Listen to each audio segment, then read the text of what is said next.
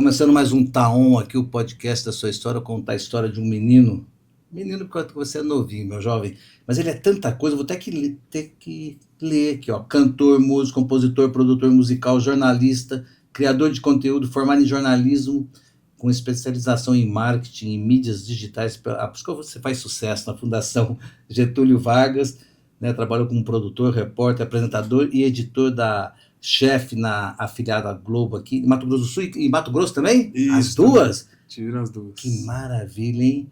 Meu jovem, você já imaginou, antes de falar com quem eu estou falando aqui, você já imaginou que Mato Grosso do Sul tem 2.800.000 habitantes, Campo Grande tem 900 mil mais ou menos, está quase 1 milhão. Você já imaginou que todos os dias entra no seu Instagram, nas suas redes sociais, 2 vezes a cidade de Campo Grande para ver seus conteúdos? Você já tinha imaginado isso? De vez em quando a gente para pensar, assim, José, é realmente impressionante. Bom, primeiro, obrigado pelo convite. Espera que você já vai se apresentar, quero saber se você tinha essa percepção. Eu dificilmente paro para entender, assim, o impacto do que a gente fala, porque eu tenho um pouco de medo disso pesar um pouco, assim, na hora da gente escrever, de fazer alguma coisa. Mas são todos habitantes da cidade, mas todos, é muita gente. 2 vezes. É muita gente. Que dá 50 milhões, Sim. Uma média de 50 milhões de views aí por mês, Sim, né? mensagens. Nas suas redes sociais. É isso aí, a gente de todo lado que tá lá. Às vezes eu fico impressionado, tem gente que faz algumas comparações na internet, o cara coloca uma foto, porque as pessoas se comparam. Pô, eu posto um conteúdo lá e só 1.000 pessoas assistem. Aí a galera faz uma representação visual do que significa 1.000 pessoas, né? Coloca você no centro e vai cercando com 1.000 pessoas em volta. É muita gente, né? A gente perde um pouco a noção. É gente pra caramba. Né? O Maracanã, 70 mil pessoas. É um Maracanã lotado quando você tem 70 mil views. Então, assim... Olha que maravilha. É muita gente. Então agora seja muito bem-vindo aqui no Taon e conta pra gente quem que é o Raul Rufo por você mesmo. Faz um breve relato aí. Obrigadão pelo convite aí mais uma vez. Muito legal estar com você aqui. Eu te assisto há bastante tempo, desde quando eu cheguei aqui em 2009. Você já estava fazendo o maior sucesso. Você veio do interior de São Paulo? Eu vim do interior. Na verdade, quando eu mudei para cá, eu morava no interior do Mato Grosso, em Alto Taquari. Tá. Que é a cidade onde eu fui criado. Mas eu nasci no interior do Paraná. Paraná. Eu nasci no Paraná com 3 anos, minha família já mudou, porque meu pai se formou, foi arrumar emprego. Mas não ficava pertinho de São Paulo, não? Epitácio, como é que é o nome? É perto da divisa, é da divisa assim, com São Paulo e com Mato Grosso do Sul também. É uma cidade que fica da divisa de São Paulo, dá uns 180 quilômetros, 200 quilômetros, não é longe. Então eu sempre vivi por aí, entre Paraná, Mato Grosso e Mato Grosso do Sul. E quando eu me formei e vim para cá para estudar, e você já estava no ar fazendo o maior sucesso, já falou com tanta gente importante, e poder conversar com você é muito legal. E continuo falando com gente importante. Obrigado. E eu quero saber o seguinte, e nesse inteirinho aí de idas e vindas de Paraná, Mato Grosso do Sul, você já tinha essa veia artística? Você já estava na música ou você estava trilhando aí outras coisas? A música desde muito cedo teve presente na minha vida. Os meus pais são músicos amadores, assim, são 2 apaixonados por música. Então, quando eu nasci, o sonho do meu pai e da minha mãe era de que eu gostasse de música também. Então, realizou o sonho, né? Realizou, no final das contas deu certo. Desde a barriga da minha mãe, meu pai tocava violão, e aquela coisa de mostrar a música muito cedo, e quando era nenezinho e tudo mais. E aí, quando eles perceberam que, de fato, eu tinha alguma inclinação, uma facilidade para música, assim, eles me incentivaram muito, assim, desde muito cedo, né? Então, eu gravei meu primeiro CD como cantor, eu tinha 9 anos, que foi o período em que eu participei do programa Raul Gil. Então, antes disso, eu já participava de festivais. Que ano que foi isso? Isso foi 2001 e 2002 eu tive lá, no Raul Gil. E, então, eu comecei realmente muito cedo por causa dessa vontade dos meus pais. Eles tocavam na igreja, eu comecei tocando com eles. Então, quando eles perceberam que eu tinha essa inclinação, eles já me colocaram para fazer as coisas que eram possíveis de crianças fazerem naquela época. E aí, depois que eu fui no Raul Gil, como eu era de uma cidade do interior, Alto Taquari, uma cidadezinha de 10 mil habitantes, hoje, na época, não tinha nem asfalto tinha na cidade. Foi aquela loucura, assim, a cidade meio que parou, porque você imagina, naquela época, lá nos anos 2000, uma cidadezinha você ficou famoso lá, na cidade. Famoso pra caramba. Então, esses meus amigos e amigos dos meus pais lá de Alto Taquari, eles abraçaram a minha carreira assim como artista, esse meu sonho de ser cantor e o sonho dos meus pais de que eu fosse cantor. Desde aquela época eles vieram me levando, me carregando, me impulsionando e motivando para que eu seguisse esse caminho. Você fala que gravou um CD, mas você gravou um CD de música autoral ou você cantava a música dos outros? Como é que era? Na época eu gravei um CD com músicas inéditas, mas não eram músicas minhas. Eram Certo. principalmente músicas de um super amigo nosso que chama Júlio Emílio, que é um compositor lá de Alta Mas Paraíba. nunca ninguém tinha cantado essas músicas? Não, eram músicas inéditas. Tinha músicas do meu pai também, então, mas era música inédita, assim. E foi um acontecimento na cidade, a gente fez lançamento, aquela coisa toda. E quando você estava vivendo esse momento, né, qual que era a sua expectativa? Pô, vou no Raul Gil, tô gravando um CD, você fala assim, já vou ficar famoso, já vou ficar rico. O que você pensava? Então, eu era criança, né? Meus pais, claro, sempre procuravam manter os meus pés no chão e me colocar para fazer outras coisas, mas é claro que a gente pensava que o caminho natural seria esse. Bom, apareci na televisão, as pessoas estão me assistindo, eu vou gravar um CD e eu vou ficar famoso e vai dar tudo certo, vai ser rápido, mas eu percebi muito cedo que as coisas não funcionam exatamente dessa forma. Então eu tive que aprender a lidar de certa forma com uma frustração já nesse período, assim. Mas porque... quando você gravou CD, não era fácil gravar CD não, nessa época, né? Não era fácil. Não era fácil. As gravadoras eram muito fortes, muito presentes, e até meus pais na época nem sabiam como fazer esse tipo de coisa, né? Qual que era o processo, né? Mas ali estava começando esse lance dos estúdios independentes, dessa possibilidade de você ter alguns equipamentos mais acessíveis e mais portáteis e tudo mais. Então, fazendo uma pesquisa, eles descobriram um cara de Cianorte, no Paraná, que era uma cidade vizinha de onde eu nasci, que já estava gravando algumas coisas, estava fazendo e conversando, conseguiu viabilizar. Que teve uma viabilidade melhor. Mas realmente ainda era muito difícil. E assim, o mais difícil, José, depois, cara, foi assim, a gente gravou o CD, tava bonito, tava legal, só que agora o que eu vou fazer com esse CD, né? O que eu faço? Morando lá no interior do Mato Grosso, numa cidade pequena, sem muitos contatos, meus pais nunca foram assim não teve um planejamento, então teve mais sonho, inspiração. Isso. E faltou um planejamento para distribuição, para... Exatamente. Entendi. Exatamente, a gente não sabia muito o que fazer. Claro que eles fizeram tudo que estava ao alcance, muita gente me ajudou, a gente fez uma festa na cidade, distribuiu nas rádios ali por perto, mas assim, não tinha internet, né? Que é uma ferramenta que democratizou. Dependia de rádios. O acesso para todo mundo, dependia de rádios. E o jabá é uma coisa que existe desde os anos 60. Então, assim, a galera tocava realmente que já estava pagando, as rádios parceiras tocavam, mas enfim, era um mercado que já estava estabelecido e que a gente entrou de aventureiro, né? E o estilo musical, qual que era? Eu cantava músicas já românticas e tinha uma outra música com uma pegada mais infantil, assim. Tinha uma coisa assim, que eu era novo, né? Em algumas músicas tinha uma, por exemplo, que chamava Peão de Tênis, que era que era uma cidade, minha cidade é uma cidade até hoje muito rural, né? É uma história que falava de um cara que ia para os rodeios, mas ele em vez de bota... usar tênis, era um playboy que ia pro rodeio. Hoje em dia tem esses papos, mas naquela época o meu amigo Júlio Emílio já escrevia essas coisas nessa linha. Então era um pouco assim, meio romântico, meio infantil, e hoje os meus amigos até hoje conhecem. E pintou uma ideia de fazer uma merchandising, vender para alguma marca de tênis? Não, aí seria uma boa, né? Para bancar o projeto e as rádios aí, mas na época isso não passou pela cabeça. Mas assim, foi uma experiência muito legal e muitas das coisas que eu faço hoje eu devo a essa época, todo esse aprendizado que eu vivi. Ter gravado muito cedo foi muito importante, porque você aprende muita coisa na hora de cantar, na hora de selecionar repertório, né?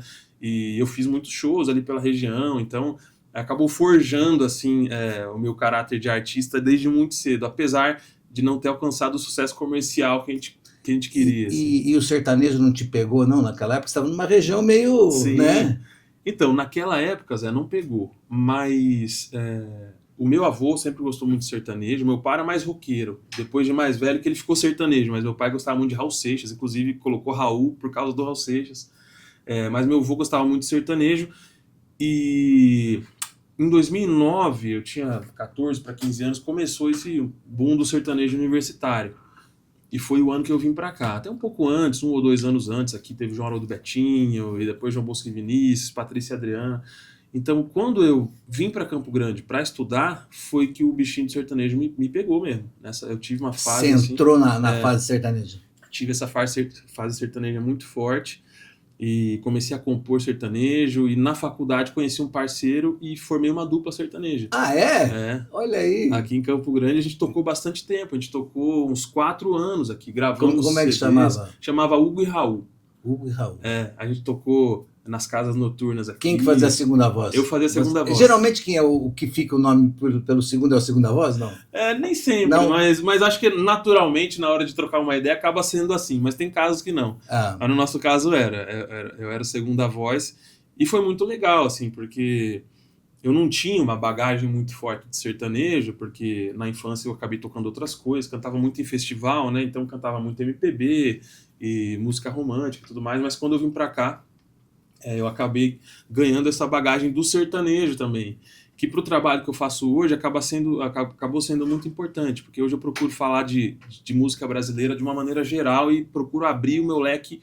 E aí você alcança um público maior também. Exatamente. Você sabe que esse negócio de nome é muito engraçado. Eu fui entrevistar o Chitãozinho e Chororó, e é duplo, toda hora você confunde o nome, quem que é o Chitãozinho, quem que é o Chororó, e eles fazem uma coisa muito legal, que ele fala assim, ó, o Chitãozinho tá aqui e o Chororó tá aqui, do mesmo jeito que tá o nome. Isso facilita a vida do jornalista. Facilita muito, né? Muito pra gente. Põe na ordem.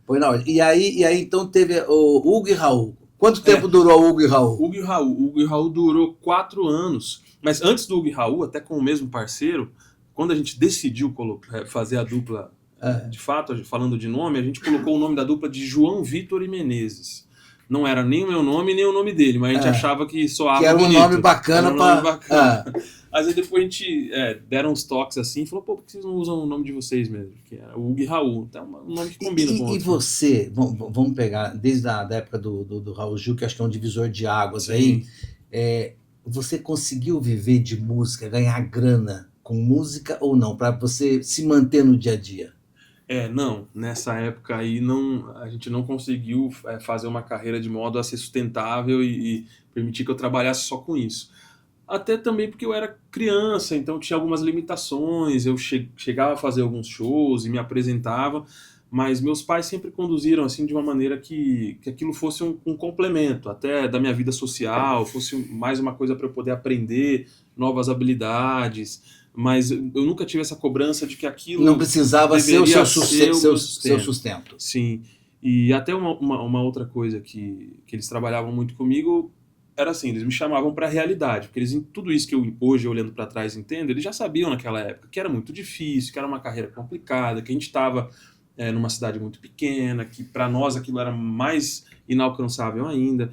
Então eles sempre diziam, a música é legal, você gosta, você faz isso com facilidade, mas eu acho importante você também continuar estudando, você também buscar alguma coisa que possa te trazer uma segurança, uma carreira mais conservadora e tudo mais. Então, eu cresci entre essas duas coisas. Mas não ficou muito longe, porque você foi trabalhar em TV, com produção, você pegou mais ou menos uma área perto do que... Sim, eu acabei voltando, mas entre o que eu faço hoje e a música, em determinado momento eu acabei fazendo uma curva muito acentuada e me perdi um pouco das duas coisas. Eu vou te contar por quê, Zé.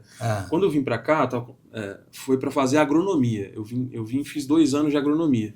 E nessa fase eu parei com tudo. Eu falei, vou parar com a música, eu vou parar com tudo, vou me dedicar ao que eu vim fazer, que é agronomia. Eu fiz porque meu pai é engenheiro agrônomo, na minha cidade tem um campo muito grande para isso. Aí foi a parte racional que... Parte racional, exatamente. Falou, precisa fazer alguma coisa aqui, porque se ficar só na música... E aí eu parei tudo e fui estudar. Só que eu era muito novo, eu tinha 16 anos quando eu comecei a faculdade e não sabia o que eu queria. Até hoje eu falo acho que a maioria das pessoas, né? Então eu comecei a estudar porque parecia coisa razoável se fazer e ao longo do curso eu percebi que não era aquilo que eu queria. Então eu tranquei a faculdade nessa época e foi quando eu conheci essa dupla sertaneja e eu fiquei só cantando por um tempo. Então eu parei tudo para estudar, depois eu tranquei e parei tudo para cantar. E aí, foi uma decisão boa? Então, foi porque me trouxe até aonde você está hoje. A fazer o que eu faço hoje. Então, depois desse período que eu tive dupla sertaneja, eu também chegou num momento que eu falei, ó, eu acho que isso aqui, eu não enxergo um futuro tão grande nisso que eu estou fazendo, eu vou parar tudo que eu estou fazendo de novo e vou voltar para a faculdade. Foi quando eu fiz jornalismo. Então, aí eu parei de cantar e eu já me conhecia um pouco mais, sabia que eu gostava muito de ler, que eu gostava muito de escrever, e entendi que jornalismo poderia ser um curso que talvez me levaria para um lugar mais, onde eu poderia ter mais facilidade. Um porto seguro aí. E aí eu parei e voltei para fazer jornalismo e falei, ó, vou parar com música agora, vou estudar e vou arrumar um emprego e vou seguir minha carreira como jornalista. Aí você foi para a TV? Aí eu fui para a TV. Quando eu me formei, eu fiz uma prova de estágio na TV Morena e entrei como estagiário lá, da produção de jornalismo, e nunca mais saí, assim, até há 2 anos. Quem que estava no jornalismo naquela, você lembra? Nessa época... Será que era o Og? Quem que será que era? Não, o Og já tinha saído. Já tinha saído? O diretor era o Orlando Loureiro. Orlando.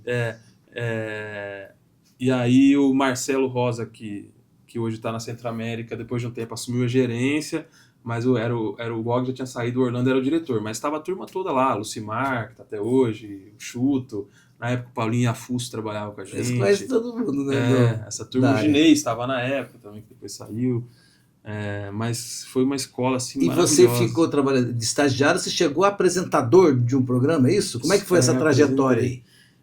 Foi muito legal, assim, porque eu entrei como estagiário com o compromisso de aprender mesmo e eu confesso que eu aprendi o que eu sei de jornalismo, eu aprendi 80% trabalhando e no estágio e na faculdade o restante. Então, eu passei os primeiros 2 anos fazendo estágio na produção do jornalismo e depois surgiu uma vaga para ser repórter do Meu Mato Grosso do Sul. Então, abriu esse processo seletivo interno, não era muito o meu perfil, assim, na época, eu não me enxergava fazendo aquilo, mas como era a única oportunidade que tinha ali, eu resolvi me candidatar. E aí eu desci, que era no andar de baixo lá, e me candidatei para fazer um teste. Quem que apresentava? Era o Camilo? Na época, o Márcio Camilo tinha acabado de sair e quem estava apresentando era a Suelen, uma ruiva que ficou bastante tempo aqui, hoje está no litoral de São Paulo.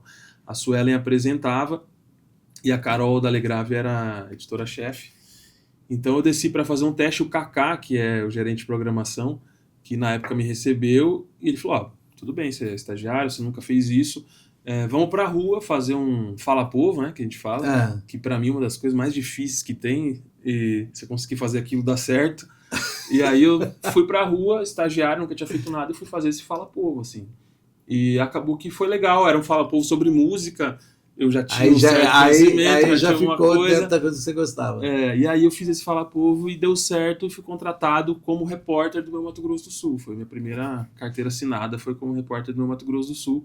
E fiquei 3 anos lá com eles no Meu Mato Grosso do Sul, fazendo reportagens. Apresentei também o Meu Mato Grosso do Sul nessa fase, e foi muito legal, assim, foi uma baita escola.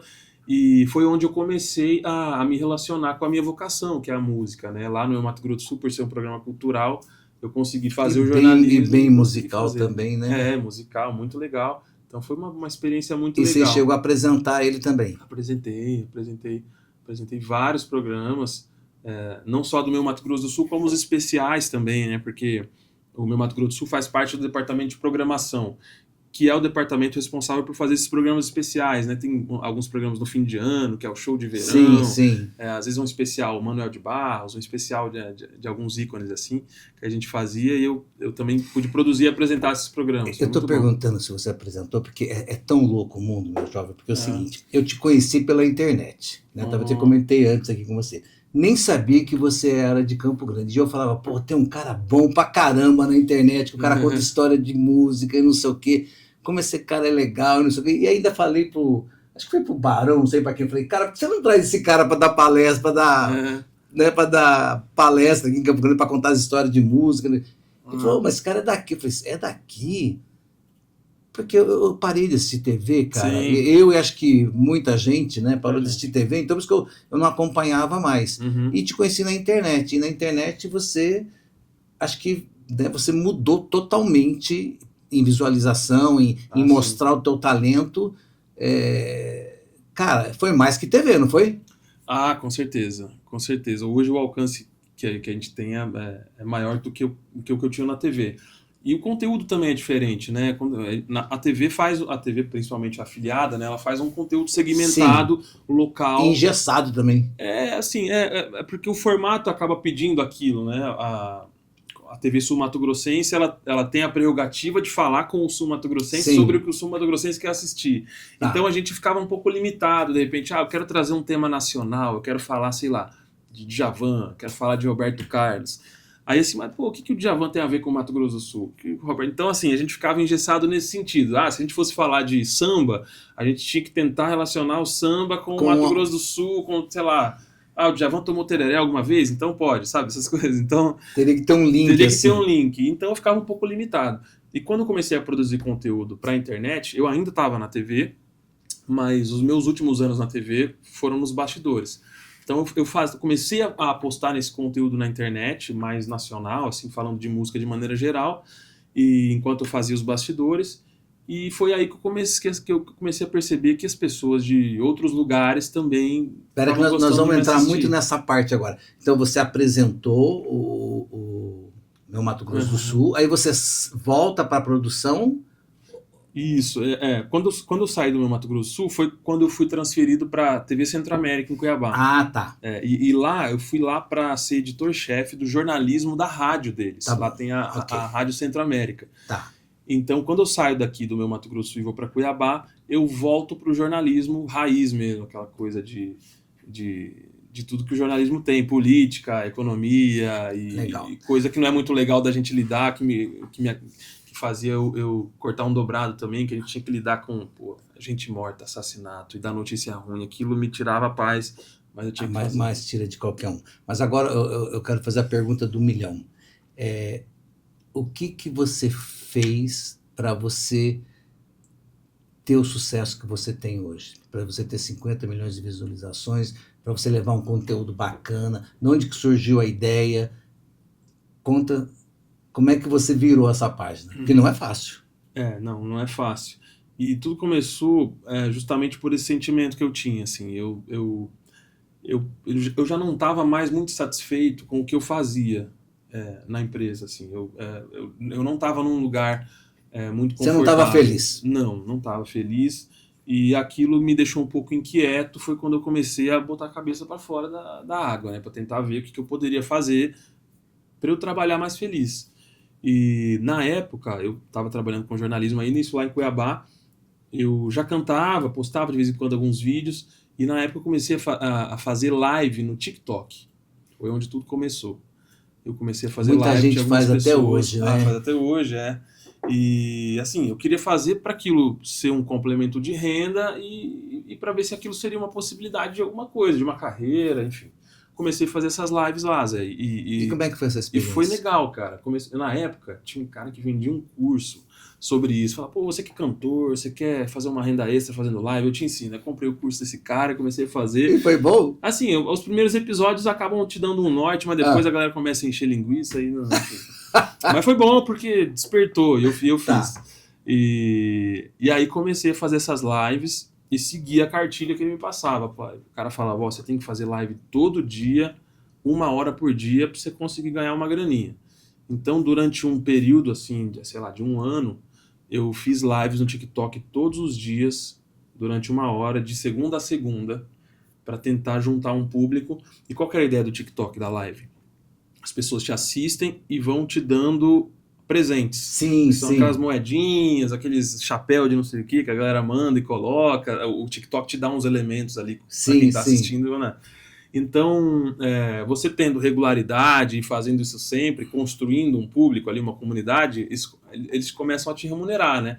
Então, eu já... uma boa remuneração? É legal. Para músico, para quem é músico e cantor, assim, é bom, cara. Eu ouso dizer que dá mais do que barzinho. Assim, é mesmo? Pensando em dinheiro. Dá mais Tem do que uma barzinho. menina que eu vejo no TikTok, o nome dela é Gabi, ela canta na Avenida Paulista, uma loirinha. E todo dia essa menina tá no TikTok, cara. Ela tem uma voz super legal e não sei o que, eu já fiquei fã da guria. Sensacional. Essa possibilidade que a gente tem hoje e que é uma novidade para os artistas, para artista de rua, isso é maravilhoso. Porque você imagina, essa menina que você falou da Paulista, ela passa o dia lá, passa o chapéu, ganha uma grana, chega em casa, ela liga o celular e ganha mais outra grana, então ela consegue se sustentar e se bancar com a arte que ela faz. Então, acho maravilhoso isso. E aí você começou a fazer as lives, mas você acreditava na internet? Não, você falava, aqui era uma novidade. Quando que começou a virar negócio para você? Até então eu me enxergava a internet como um complemento de renda. Eu precisava ganhar mais, queria ganhar mais e queria também fazer essa transição de carreira, então eu estava enxergando a internet nisso, assim. Eu pensava, vou fazer minhas lives aqui 1 hora por dia e daqui a pouco isso vai me dar aí, sei lá, 3, 4 mil por mês e já é uma segunda renda e vamos em frente. Só que nesse meio tempo, uma das estratégias que você tinha que usar para fazer a sua live dar certo é produzir também vídeos diários para que os seus seguidores da live te vejam ali no dia a dia e isso melhora o seu engajamento. Então eu comecei a buscar conteúdo, falei, tem que postar alguma coisa para minha turma assistir. Aí gravava um vídeo cantando, aí, enfim, gravava um vídeo músicas autorais violão, ou músicas brasileiras, assim, em geral. Só que aquilo começou a ficar muito repetitivo e não estava dando muito engajamento. Falei, vou ter que falar alguma coisa diferente aqui. E aí eu fiquei quebrando a cabeça que eu poderia ter de conteúdo. E aí o primeiro vídeo meu que viralizou foi no TikTok e foi um conteúdo que me deu um estalo, assim, não foi nada muito pensado, mas eu tava pensando numa música e aí eu me liguei que eu só conhecia o refrão dessa música, eu não conhecia a estrofe. E eu falei, acho que mais gente deve ter essa percepção, de repente as pessoas da minha geração, assim, devem conhecer o refrão e não conhecem a estrofe. Eu vou fazer um vídeo dessa música, vamos ver o que dá. Aí foi esse vídeo assim, músicas que você conhece, mas só sabe o refrão. Aí eu cantei a música, eu começava pela estrofe. E começa assim, de repente a dor de esperar terminou e o amor veio enfim. Fui cantando essa música até chegar no refrão, e aí mandei o refrão, que é aquela: você é algo assim, é tudo pra mim. O refrão que é super conhecido. Mas você segurava o cara eu segurava o cara pra ele falar, acho que no refrão eu vou saber. E aí esse vídeo dessa música do Tim Maia, depois que eu postei, eu terminei minha live, fiz o vídeo, postei e fui fazer minhas coisas, fui jantar e tudo mais. E aí depois que eu sentei no sofá depois da janta, eu abri o TikTok e sempre dava lá 10 curtidas, que TikTok é difícil no começo, cara. Não TikTok desanimava? É muito difícil, desanimava demais. Eu já tava 1 ano fazendo, não dava nada. Eu vou parar com isso, mas as lives davam uma graninha, eu continuava. E aí esse vídeo começou a ter um comportamento diferente, assim, eu abri, já tava com 50 curtidas, eu falei, louco, que estranho, os comentários, o pessoal concordando comigo, é verdade, eu só sei o refrão mesmo, que impressionante, não sei o quê. Outros discordando, já naquela época, fica quieto aí, menina, que você é guria, você não conhece nada, por isso que você só conhece o refrão. E aí as pessoas começaram a discutir. Mas isso é bom, porque isso aí que dá o... empurra o vídeo pra frente. E aí passou um dia, 2 dias e o vídeo começou 50 mil, 100 mil e uma semana bateu 1 milhão. Aí você ficou louco, você falou, porra. Falei, nossa, isso aqui é muito doido, como assim, né? E aí já comecei a pensar... Eu fiquei até arrepiado aqui agora, porque, porra, mas eu sei de 10 para 1 milhão, cara, que loucura. Foi bem assim, no TikTok na época eu tinha, sei lá, 700 seguidores, 800 seguidores. E aí sem botar grana? Sem botar grana, nenhuma. Sem botar grana. E aí esse vídeo começou a atrair seguidores. Eu falei, cara, eu acho que eu tenho que fazer outros vídeos nessa mesma pegada. E comecei a pensar em músicas que poderiam ter mais ou menos essa mesma ideia, do refrão ser muito conhecido e a estrofe não. E aí fiz parte 2, parte 3, parte 4, arrumei umas 10 músicas assim, mais ou menos nesse perfil. Que também não é fácil, né? Não é fácil. Foi quando eu comecei meu trabalho de pesquisa, assim. Comecei a pesquisar. Foi daí que surgiu a ideia de começar a pesquisar como surgiram as músicas. Surgiu assim, essa minha linha de pesquisa que me levou até aí. Eu comecei a fazer primeiro sobre essas músicas, sobre o refrão das músicas, e aí depois a coisa foi escalando, né? Porque quando eu já não encontrava mais músicas que eram só conhecidas pelo refrão, eu comecei a pensar, eu preciso de outros conteúdos. Aí eu comecei primeiro a falar de compositores. Foi a segunda fase do meu conteúdo, vamos dizer assim. Eu comecei a falar de compositores que eram anônimos, mas as músicas deles eram muito conhecidas, como o Michael Sullivan e o Paulo Massadas, que recentemente tiveram um documentário. Fez muita comida, muita música, porra. O cara construiu os anos 80, 90, tudo, ele e o Paulo Massadas. E assim como eles, tinham outros. Então eu comecei a fazer sobre isso, de compositores desconhecidos do grande público que tinham um grande sucesso. Aí isso começou a dar certo também. Então eu fui meio que tentando entender o que a galera gostava e comecei a pesquisar, cara. E qual a primeira que você fez da história? Você De lembra? compositor, eu acho que um dos primeiros que eu fiz foi o Danimar, que é um compositor de sertanejo, inclusive ele é parceiro do Marco Aurélio aqui, do Marco Aurélio Ah, Paulo Sérgio, fizeram muitas coisas juntos. E aí eu fiz uma sequência de composições, né, do Danimar. Aí depois já fiz o Michael Sullivan, fiz alguns compositores do pagode. Um dos primeiros dessa linha ah. que viralizou foi o do Regis Danese, Regis Danese é o cantor daquela música gospel que fez muito sucesso. Entra na minha casa, Ressuscita-me. entra na minha... Essa eu acho que Me- não lembro o nome, mas não é Não é Ressuscita, é outro nome. Ressuscita-me, não. É. É que ele queria ter um filho, não é isso aí? Isso, essa é do Remova minha Ressuscita, do Anderson. pedra. Essa história é muito Não, boa. então, eu fiquei sabendo porque você contou. Eu Aham. escutava a música, não sabia. Sim, do Mas Anderson Freire, essa é. mesmo. Essa música também foi muito sucesso. E, E aonde você foi? Não precisa contar. claro, Não precisa contar. Se claro, quiser contar, mas conta. busquei o segredo. É da onde vai buscar a informação? Porque você conta histórias que é muito íntima, pô. Agora eu respondo assim, as histórias, se você quer saber das histórias, todas elas estão no meu livro, como as músicas foram feitas, que agora eu escrevi. E a Tá chave é certo. lá que tá lá. Compra lá. Lá você diz? Brincadeira. Lá eu conto. Esse é o meu segundo livro, Zé, que chama Como as Músicas Foram Feitas. Eu fiz um livro que se chama O Mínimo que Você Precisa Saber sobre Música, que é o meu primeiro livro, que eu falo de curiosidades em geral. Falo de Esse livro para compositores. quem é? Para qual cliente que é? O meu primeiro livro, o É Mínimo para que Você música, Precisa para Saber sobre leigo? Música, os dois são para público em geral. Tá. Mas eu costumo dizer que o meu primeiro ele é um manual de música para rodas de conversa. É um livro para aquela pessoa que é apaixonada por música, mas ela não tem muita noção da onde ela está pisando. Assim, ela de repente queria saber um pouco mais sobre teoria musical, as coisas mais básicas, queria saber o que é essa história de Dó, Ré, Mi, Fá, o que isso significa, sabe? O que é tom, o que é tempo, sabe? Alguns conceitos. Para esse cara que é apaixonado poder trocar uma ideia com um músico amigo dele ou com o ídolo que ele gosta, para situar o apaixonado Para falar a mesma música no mundo língua. da música, para falar a mesma língua, exatamente. E aí o segundo livro, que é o Como as Músicas Foram Feitas, é um focado nas histórias por trás das composições, que é hoje o cerne do meu conteúdo, assim, né? Hoje eu falo basicamente disso. Já falei de várias outras coisas, mas hoje eu falo basicamente disso. E essas histórias hoje estão todas no meu livro, mas o meu processo de pesquisa, você perguntou, né, onde eu encontro as histórias, eu vim desenvolvendo ele desde essa época lá do TikTok até aqui. Então, na época do TikTok, não existia as ferramentas que a gente tem hoje, Sim. inteligência artificial, não tinha nessa época, por exemplo, que é uma coisa que ajuda muito. Então, basicamente, a minha pesquisa era o Google, eu ia atrás das biografias dos artistas, Wikipedia, e como jornalista a gente já tinha mais ou menos uma noção de como apurar aquilo para não errar, né, muito, então eu cruzava informações, lia entrevistas. Pesquisa com o que a gente tem ali. E ao longo do tempo a gente começou a aprender outras ferramentas, né?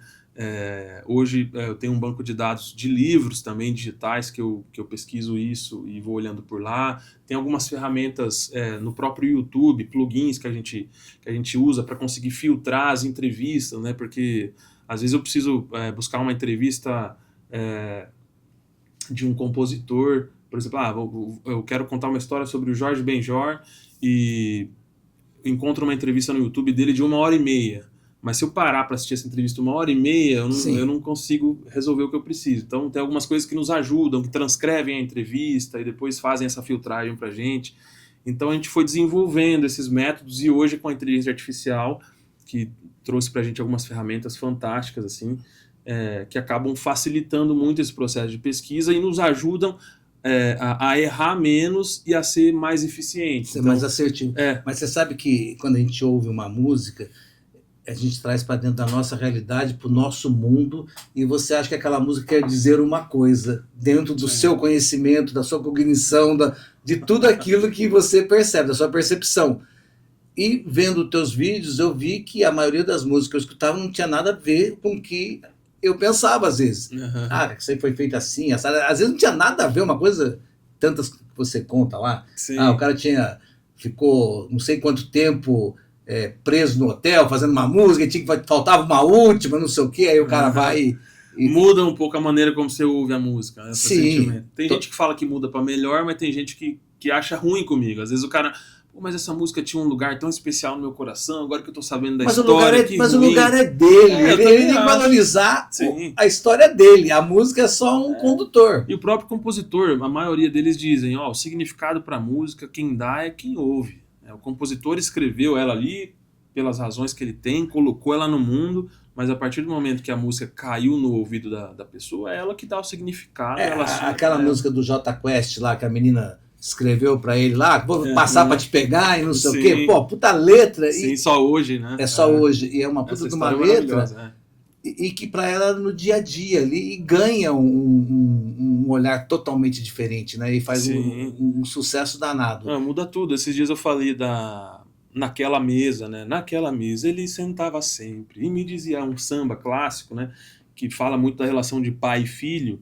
E muita gente tem essa música, às vezes, como essa é a música minha com meu pai, eu perdi meu pai e adoro essa música e tal. E aí eu contei essa história dessa música, que é uma composição do Sérgio Bittencourt, o pai dele era o Jacó do Bandolim. Só que os dois tinham uma relação muito ruim, assim, os dois tinham uma relação de pé de viver em pé de guerra a vida toda. O pai do Sérgio, o Jacó, era músico, instrumentista, e ele tinha ciúme do filho. Por incrível que pareça, porque o filho começou a ter sucesso, o pai era muito vaidoso, e ele não aceitava ser conhecido como o pai do Sérgio.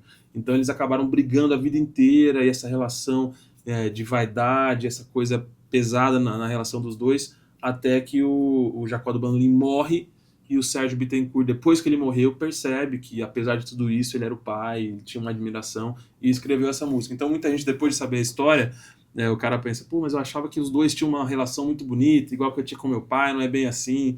Então, de vez em quando... Mas você pegou um nicho fantástico, tem do Agnaldo Timóteo também. Sim. Né? Aquela fantástica. Grito de alerta. Surpreende, né? Você não imagina. Você fala, cara, que maravilha. Agora, para fazer o sucesso, você conseguiu achar um tema legal, mas tem que ter persistência, consistência, tem que ter o algoritmo, tem que ter... Agora vamos falar um pouco de internet, que você deve que aprender isso, porque você sai de uma TV e vai para um digital, né? E aí te pergunto também, o que o digital descobriu antes da TV? O que ela enxergou antes para levar isso? Eu acho que a principal mudança assim, na busca pela audiência da TV para o digital é o conceito do algoritmo, né? O algoritmo nada mais é que um conjunto de cálculos ali que os engenheiros desenvolveram para conseguir ler o comportamento das pessoas. Até mais... eles conseguem descobrir mais do que você mesmo o que você gosta. Porque às vezes você está ali e você gosta de algumas coisas que está lá no seu subconsciente, que você às vezes não quer nem externar muito aquilo, mas pelo seu comportamento ali no scroll e o tempo que você passa em cada postagem, esses caras, através do algoritmo, conseguem entender o que você gosta de assistir. E a TV tem muita dificuldade nisso, assim. Eu trabalhei algum tempo lá com audiência e fazendo leituras de pesquisa e tentando mudar estratégias. E uma das dificuldades é essa. Com base nos dados que a gente tem de audiência, a gente entender o que aquele cara quer e tentar ler isso de uma maneira mais assertiva. Porque ele não tem uma devolutiva, né? Você só emite e não recebe, não né? recebe. E aí você tem que esperar uma pesquisa ou então olhar pela audiência, pelo People Meter lá, para você saber como que esse cara está se comportando, mas você não sabe por que aquilo aconteceu, você não sabe o que esse cara quer. E agora o algoritmo não. O algoritmo, ele consegue entender o que você quer, quando você quer, quanto tempo você se dedica para aquela vontade que você tem e qual o perfil desse público. Então é uma segmentação muito grande. Então eu acho que o grande lance é você conseguir entender como esse algoritmo trabalha. E o algoritmo é uma coisa que muda toda hora, todos os dias, cada rede social tem é um organismo muito vivo. Só que alguns padrões acabam passando por todos eles, que é o que você falou da regularidade, da frequência, né? Isso é uma coisa que na rede social é uma máxima, assim. Se você quer produzir conteúdo, principalmente pensando no Instagram, que de repente é onde a galera coloca mais força hoje, tem o YouTube também, que tem uma lógica um pouco diferente, mas frequência e regularidade é uma coisa que não tem como você fugir. Você pode, se você abrir o Instagram e fizer um baita de um conteúdo hoje e postar, e aí se você postar outro só daqui um mês, e outro daqui a 7 dias. O algoritmo não vai parar para prestar atenção em você. No começo então, você respondia as pessoas, não?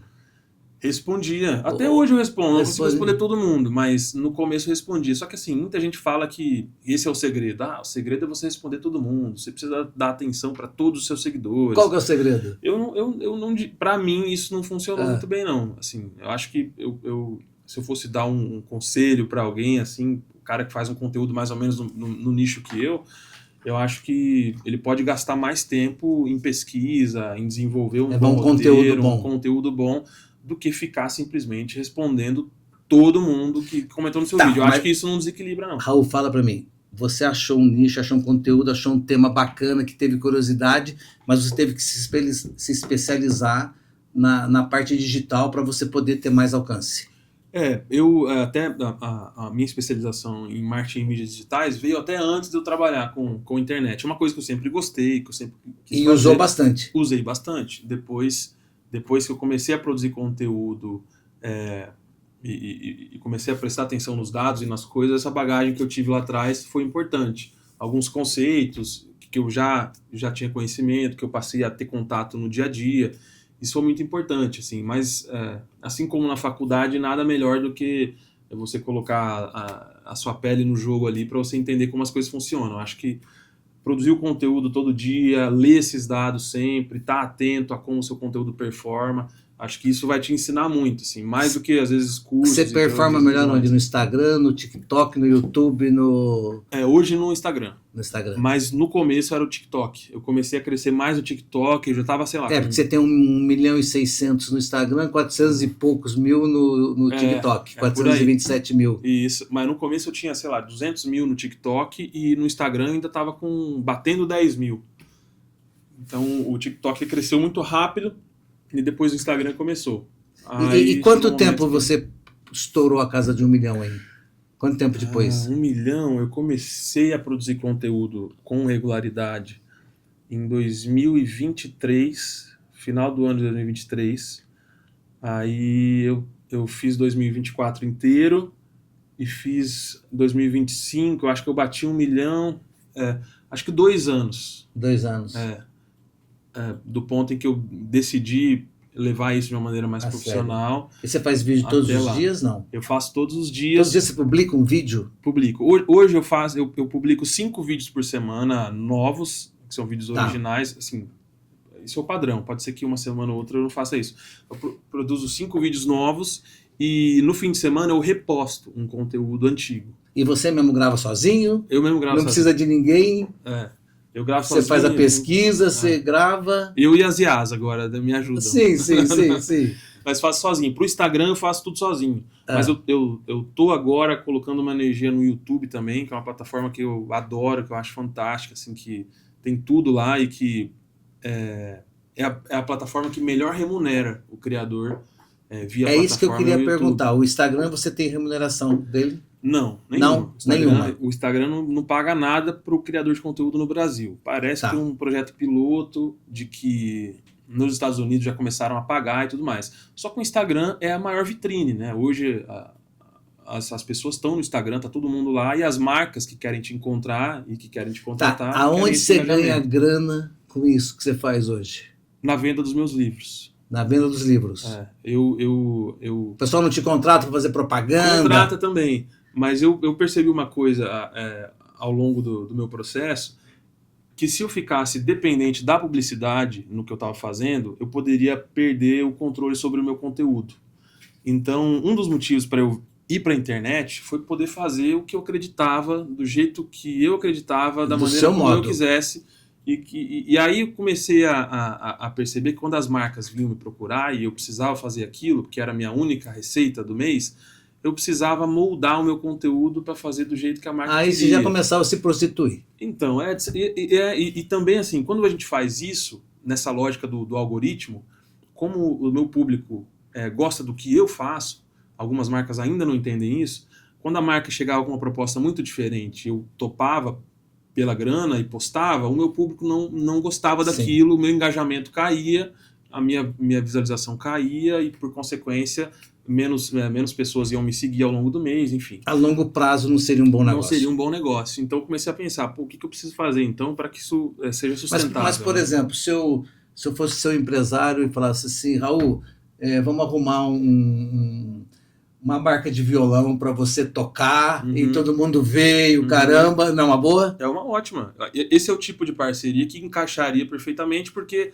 tá dentro do que eu faço. Não vai te atrapalhar. Exato, não vai desvirtuar muito o meu conteúdo. Eu tenho hoje muitas parcerias e tenho algumas parcerias de contratos longos que são fixas e tudo mais, porque são marcas que entendem essa proposta, assim, são, igual você falou, uma marca de violão que vai estar presente ali no violão que eu já estou tocando, dentro do conteúdo que eu já faço, é maravilhoso. Que não vai atrapalhar. Sim, vai ser bom para ele. O processo criativo, a sua entrega. Perfeito. E o meu público vai assistir aquilo e vai gostar muito. Eu tenho, por exemplo, uma parceira que é a Musix, que é uma escola de música online, que ela está comigo desde o comecinho, quando eu tinha, sei lá, 30 mil seguidores. Eles estão comigo até hoje. E porque é um produto que o meu público vai gostar, porque é uma escola de música, tá todo mundo que gosta de música, de repente quer aprender alguma coisa sobre música. E uma marca que me permitiu isso, ela entendeu que o criador fazendo conteúdo da maneira como ele faz e inserindo a minha marca dentro daquele contexto, sem acontecer nenhuma mudança brusca, eu vou ter mais resultado também. Então acho que as marcas, hoje muitas marcas já entendem isso, mas algumas ainda não entenderam. Que se você quer entrar nesse mercado da criação de conteúdo, quer atrair as pessoas através da rede social, é importante que você se adapte ao conteúdo que o criador faz. Porque se você foi atrás do criador para mostrar a sua marca, é porque você gosta do conteúdo que ele faz, e as pessoas também. E aí não faz sentido você ir atrás da pessoa e falar, bom, o Raul faz o vídeo tocando violão e falando das histórias das músicas, mas agora eu quero que o Raul vai dentro da minha concessionária e ande no meio dos carros e fique falando dos carros, sabe? Esse formato na rede social não funciona. Na TV ainda funciona, né? Na TV você pega uma personalidade, alguém conhecido, por exemplo, uma Ivete Sangalo, tira ela do palco do que ela faz e bota ela ali numa concessionária, as pessoas assistem e dá certo. Mas na internet isso não dá certo, por causa da lógica dos algoritmos e das visualizações. Então, quando eu percebi que se eu dependesse só da publicidade para me sustentar com o meu trabalho... Hoje você só vive disso? Hoje eu só vivo disso. Vive bem? Vivo bem. Eu gosto do que eu faço com prazer, tenho liberdade. Tô gravando com você aqui uma coisa que seria impensável algum tempo atrás. Eu teria que pedir permissão para XYZ, teria que marcar um horário que eu não ia estar no trabalho. Hoje você é dono do seu horário. Hoje eu sou dono Sua escala não é 6x1, nem... ela pode ser 6x6 como 0x0. Na maioria das vezes mas tudo bem. Então, assim, a gente escolhe o que a gente faz, trabalha muito. Hoje eu trabalho muito mais do que eu trabalhava antes. Ah, é? Sem dúvida. Só que me dá muito mais prazer e eu tenho essas liberdades. Mas trabalha mais digital, não físico, não... Ou você tem algum trabalho que você vá pessoalmente? Não, hoje eu tenho um escritório que não é mais na minha casa. Eu trabalhei por muito tempo na minha casa, num home studio. Hoje eu tenho um espaço que é fora da minha casa, até porque eu tô com uma filha pequena e ela tá crescendo, a rotina lá em casa tá... Né, às vezes a gente... Um atrapalha o outro. A filha quer ver você toda hora, você passa por ela, quer estar junto, então eu precisei sair. Então eu tenho um escritório onde eu trabalho, mas eu tenho liberdade, faço o que eu gosto e tenho uma remuneração melhor do que eu tinha antes. Raul, vamos fazer, para a gente caminhar para o final, vamos fazer uma linha aqui de pensamento. O menino lá que foi no Raul, Gil, né? E o menino hoje, que está aqui na minha frente, né? Lá você teve uma pequena frustração porque você pensou que ia fazer sucesso, apesar que sucesso é uma coisa muito relativa, né? Mas você pensou que ia fazer sucesso. Hoje você está fazendo sucesso, hoje você já falou que está feliz. Hoje Sim. Você chegou onde você queria chegar como profissional, como músico? Não, eu quero mais. Eu quero chegar mais longe. Mas olhando a minha linha do tempo assim, e entendendo um pouco da minha jornada, eu estou satisfeito por estar onde eu estou agora. Vamos dizer mas eu ainda não cheguei onde eu quero chegar. Porque eu vou entrar num assunto agora que é dos haters. Hoje você está no trampolim, você preparou o trampolim para você chegar onde você quer chegar. Hoje você está na prateleira, está todo mundo te enxergando.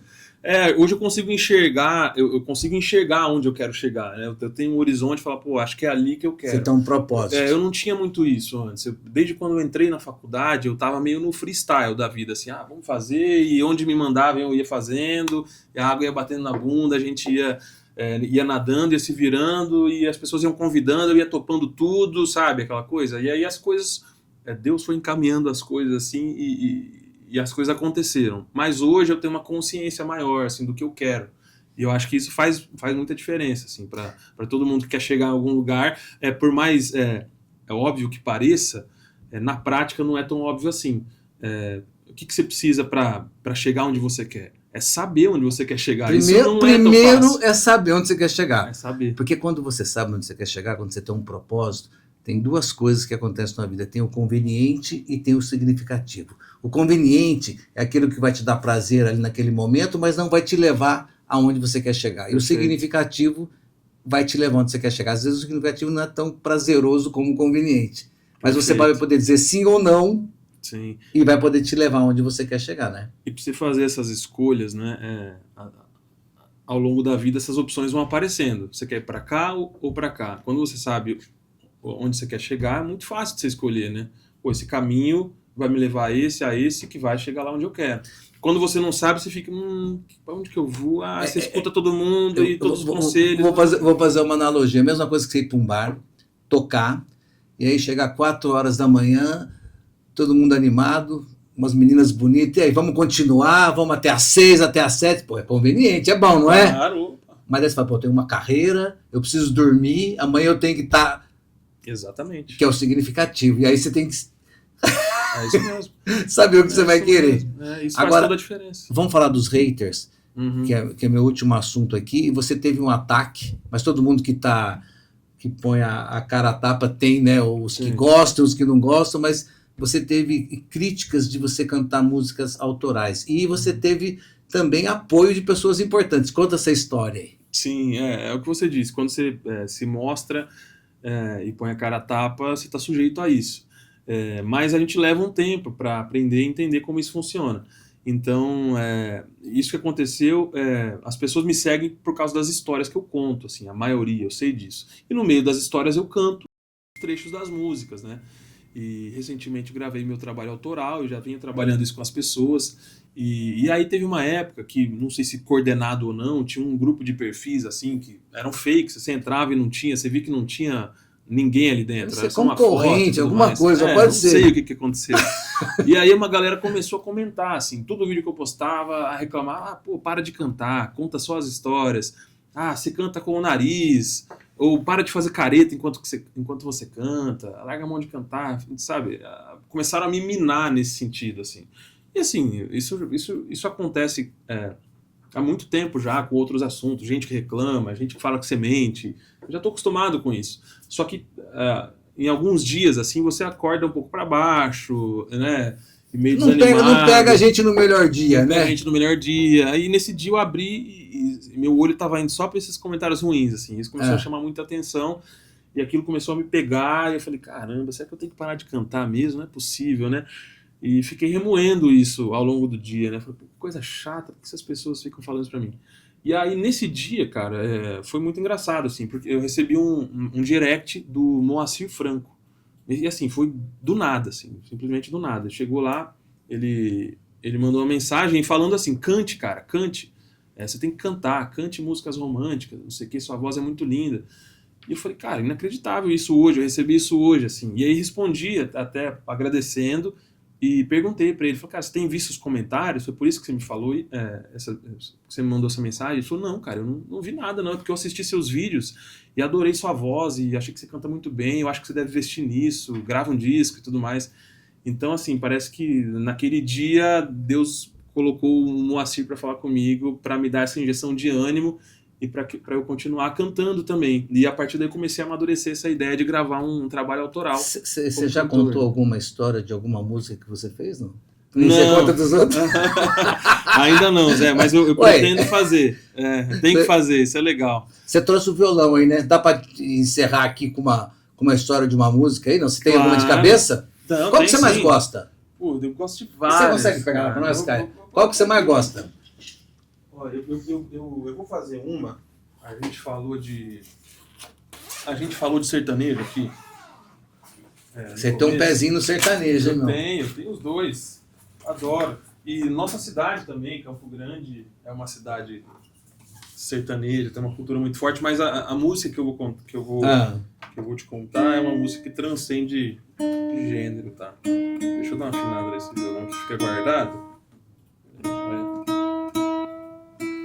é esse que você usa pra gravar sempre? Não, Não, esse é outro? Não é. Esse aqui eu deixo pra Pra andar pra rua. andar, porque aquele meu pequenininho, ele já tá meio velhinho, já tá É. quase aposentado. Aí eu não deixo ele trabalhar demais, eu deixo ele em home tá office certo, só. tá certo. Mas esse aqui eu Tem levo. muita história aquele violão lá. Tem, nossa, que ele tem. Aquele violão, quando eu trabalhei no meu Mato Grosso do Sul, eu tinha um quadro que eu andava de ônibus, de transporte público, e nos terminais, e levava o violão ele ia pra junto. cantar. Você já pesquisou do Sol e a Lua, não? Da Delinha? Não pesquisei, cara. Cara- Eu já conversei com ela, inclusive, mas eu não pesquisei Eu conversei sobre muito com ela, mas É. isso é uma coisa legal, hein? Pra um dia você podia ela. fazer. Ah, legal Uma mesmo. coisa, o Pedro Silva vai trazer uma CIR aqui. Ah, puta, sensacional, hein, cara. Acho que mês que vem. Uai, vamos lá? Pô, seria maravilhoso poder encontrar com ele, hein, cara. Falar com o Pedrão lá e o Pedrão arruma Olha pra no gente. Instagram aí, Zé. Hã? Olha no Instagram. Pô, ele No é nosso, longe. E a gente faz uma materinha já, Vamos, tô pronto. né? Pronto, aham. Vamos falar com o Olha aí que Pedro? você vê- aham, olha aí que você vê a data. Até o. Depois tem um assessor dele que entrou em contato comigo, e falando isso, falou: quando a gente for a Campo Grande, vamos se encontrar. Mas aí eu acho que não lembra também, eu também não falei mais. Não, de mas a repente gente é uma chega oportunidade. junto lá e fala, ó, daí ele vai fazer. lembrar, pô, lógico que vai lembrar. Mas a gente fala com o Pedro Silva. Legal. Vamos ver quando vai ser, ó. 25 de julho. Vou cair, vamos fazer. Mês que vem. Pô, seria muito Cara, bom. esse cara é muito bom, esse Master Fran, cara. É muito bom. Show dele, né? Cara, eu vou você é que assim, as pessoas, o cara vai envelhecendo, o etarismo é foda, Uhum. entendeu? Mas as pessoas não vão dando valor, mas a música desse cara, Não, e ele é assim, é um artista multifacetado, né? O cara é ator fantástico, é roteirista, é diretor de teatro. cara. não, ele é Pode muito ser. bom. Você viu a história que ele conta da música do circo? Sim, eu já contei essa. Cara, Muito bom. você mas não via show, só tinha ele e pouquinha gente, cara. Uhum. Você vê como é que é, né? E foi quando começou a carreira dele, né? Não, o Maciel é um cara fantástico, cara. Então vamos lá, vamos lá. Bom, Então você vai, então assim, ó, Histórias. esse vai pro corte nosso? Não, vamos ver. essa aqui é o seguinte, ó. Essa música aqui, ela só existe por causa do Papa João XXIII, a música Boate Azul. O Boate Brasil Azul. inteiro conhece. E a Boate Azul só existe porque o Papa João XXIII morreu.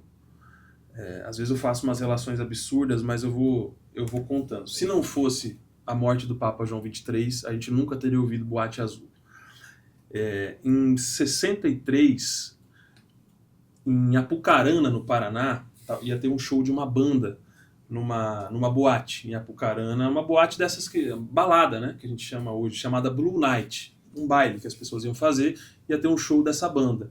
E um músico da banda, um violonista chamado Benedito Seviero, ele foi contratado para tocar nessa banda e foi para Apucarana e estava lá esperando para fazer o show dele à noite na boate Blue Night. Só que próximo da hora do show chegou a notícia de que o Papa João XXIII tinha morrido.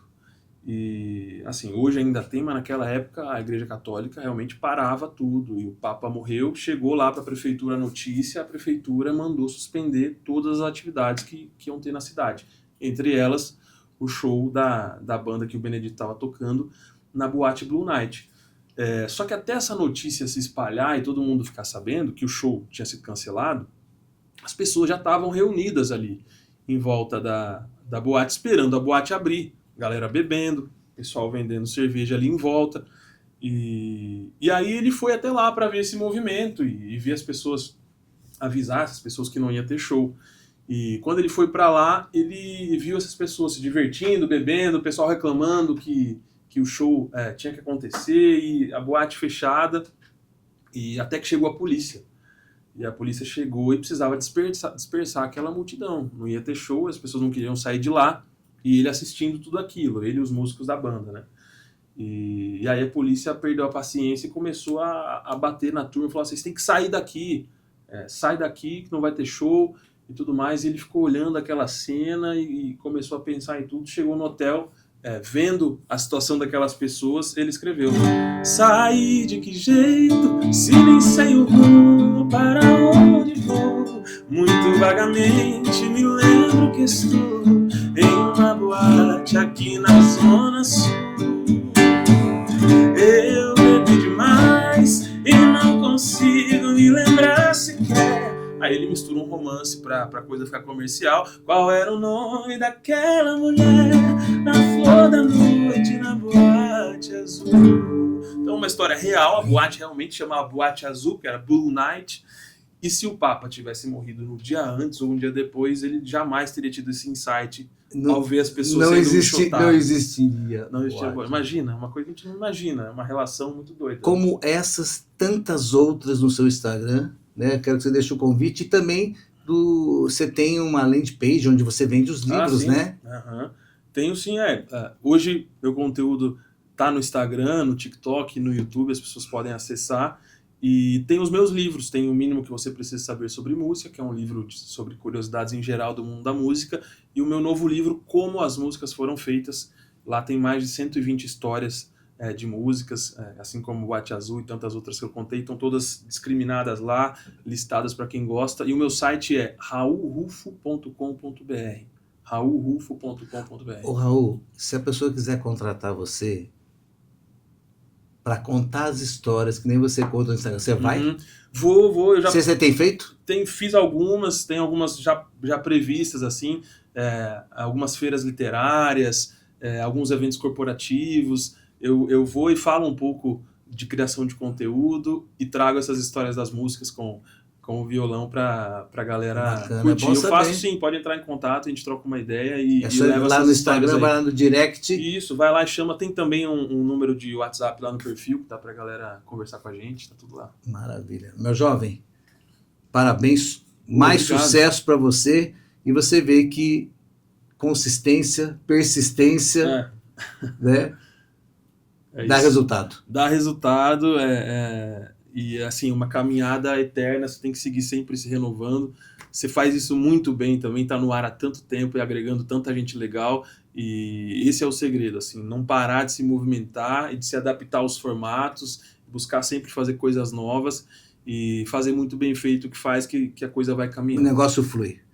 Meu jovem, Obrigado, foi um Zé, prazerzaço, sou seu fã, Pô, você é seu fã também, obrigado mesmo. Verdade. te acompanho direto lá, que é muito bom. Maravilha. Valeu, Obrigado. Obrigadão pelo convite, um abração. Valeu. A todo mundo. Vamos fazer uma foto aqui.